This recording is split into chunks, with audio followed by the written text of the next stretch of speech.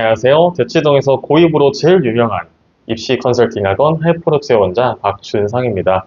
자, 오늘은 고교 유형을 바탕으로 고교 선택을 하는 것에 대해서 설명을 드릴 건데요. 그 학교가 자사고를 중심으로 설명드리겠습니다. 자유형 사립고등학교를 자사고라고 줄여서 부르는 건데요.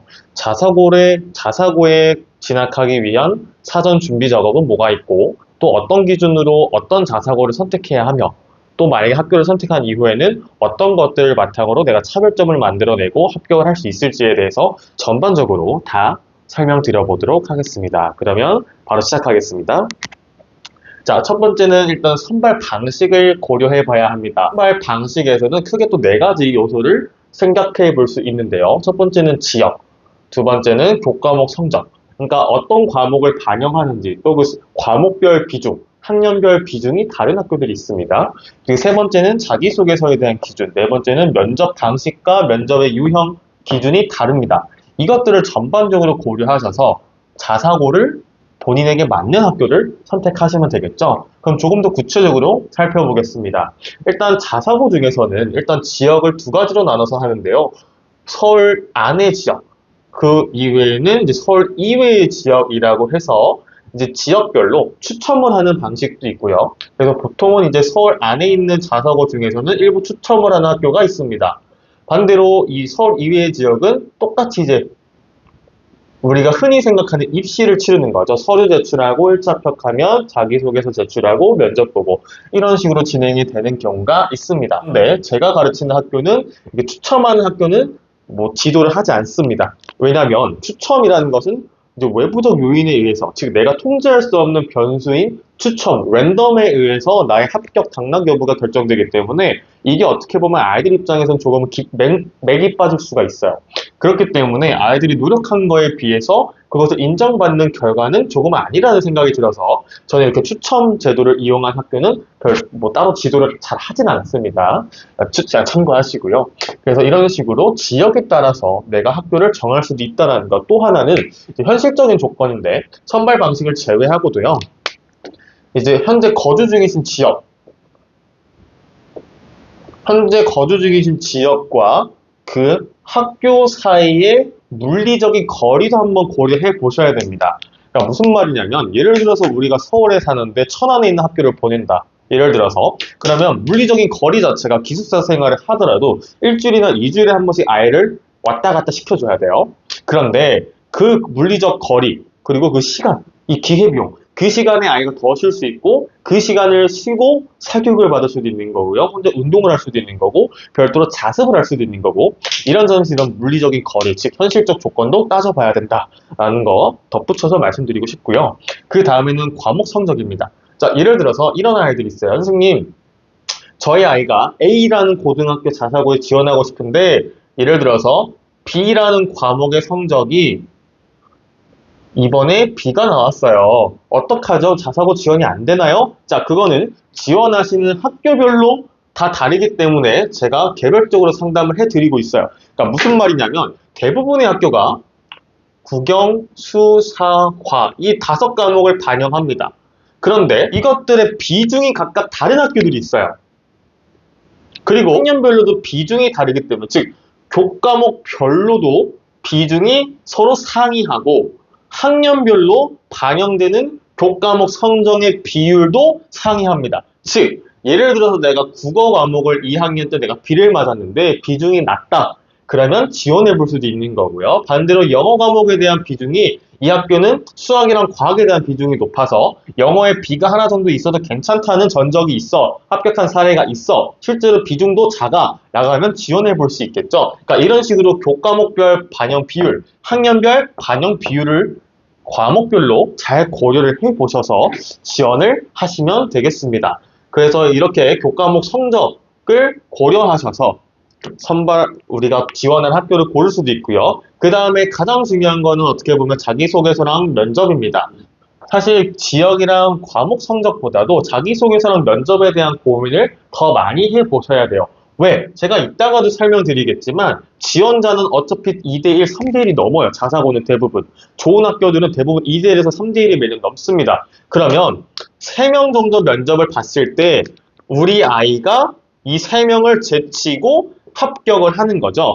그러면 다른 말로 하면 이 탈락하는 3명의 학생들보다 우리 아이가 뭐가 조금 더 특출나고 뛰어난 점이 두각을 드러내는 부분이 있어야 된다는 말이에요. 그러면 그 역량은 어떻게 만들어주느냐, 혹은 기존에 가진 역량을 어떻게 하면 조금 더 이쁘게 부각을 시켜서 극대화할 수 있을까, 그 장점이 극대화해서 보이게 만들 수 있을까, 그것들을 고민하는 지점이 바로 이 두 가지입니다.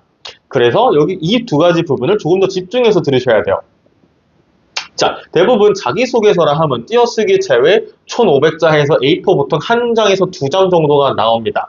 그리고 자기소개서를 작성한다 그러면 자기 주도 학습, 그 다음에 우리 학교 왜 지원했어? 지원 동기, 그 다음에 우리 학교 지원해서 뭐 할 건데? 입학 후 계획, 두 번째, 우리 학교 졸업하고 나서는 뭐 할 거야? 졸업 후 계획, 그 다음에 너의 인성을 드러내봐, 이렇게 해서 총 5가지의 작은 영역들을 작성하게 됩니다.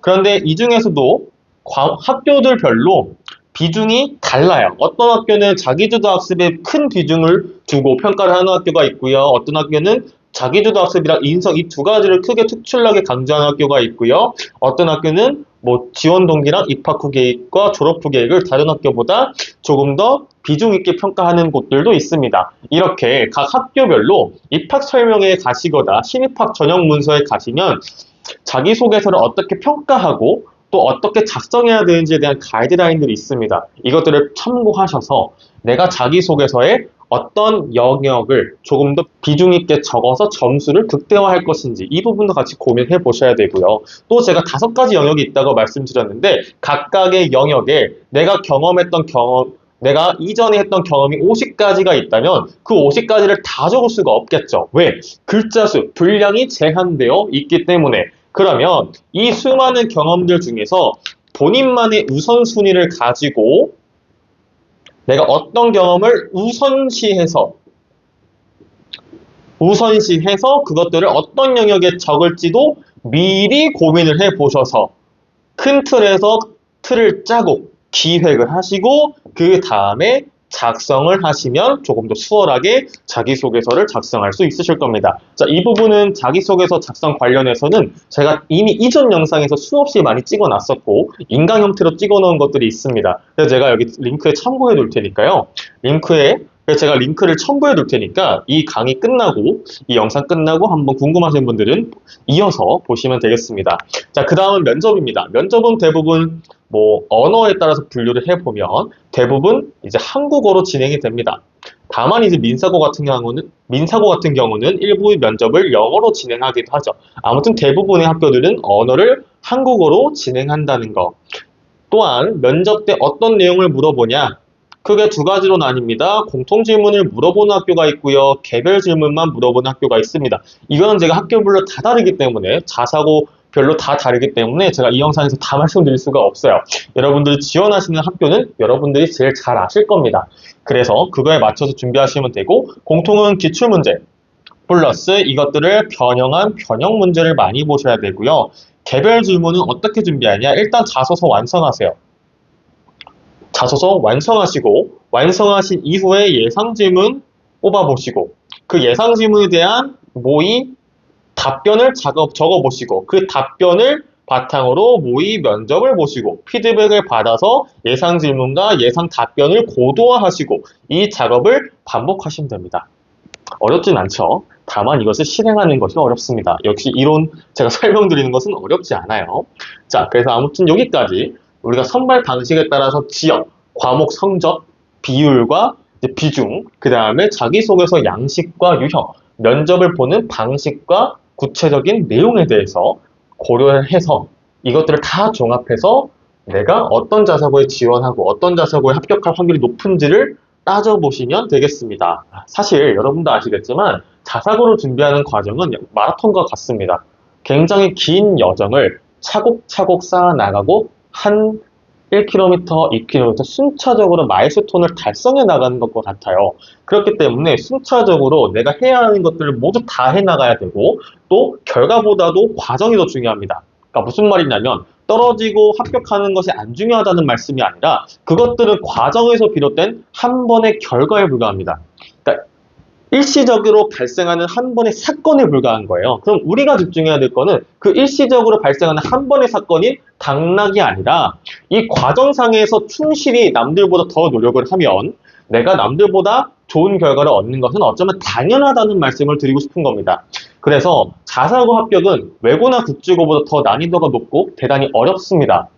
하지만 우리가 해야 할 것들만 가장 기본적으로 해야 되는 것들, 본질적인 것들에 집중을 한다면 여러분들도 내년에 그 합격의 주인공이 되실 수 있습니다. 제가 그 합격의 주인공이 될 수 있도록 최선을 다해 지도하겠습니다. 네.